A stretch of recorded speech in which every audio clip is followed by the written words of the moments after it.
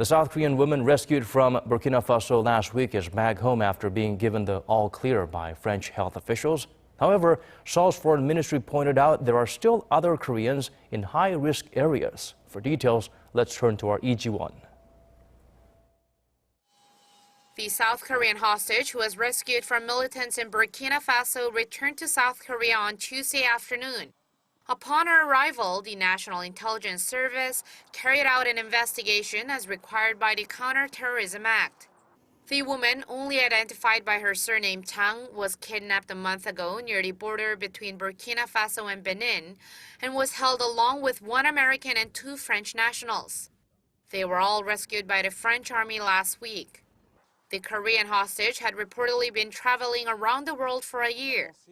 And starting January, Jang traveled through Africa, including Mauritania and Mali, two countries that are under the second highest travel alert by Seoul's foreign ministry, which recommends that people leave those countries as soon as they can. The majority of Burkina Faso was classified as the level below that, the highly cautious level, when Jang was captured. But due to that event, Seoul on Monday adjusted the travel alert level of the eastern part of Burkina Faso to the second highest level. Despite the warnings, there are travelers who are still out in those countries risking their safety. The Foreign Affairs Ministry also says that it is hard to keep track of each and every citizen unless they are in regions under a full travel ban.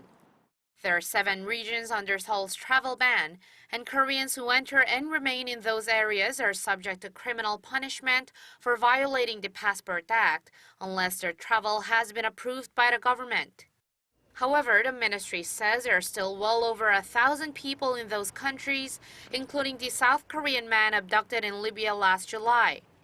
Seoul's Foreign Affairs Ministry says it'll review the travel alert levels of African and Middle Eastern countries and find better ways to inform people of the travel safety guidelines via social networking sites and the ministry's webpage. It said it'll also continue cooperating with other countries more advanced in crisis management to make improvements in those aspects. Lee Ji-won, Arirang News.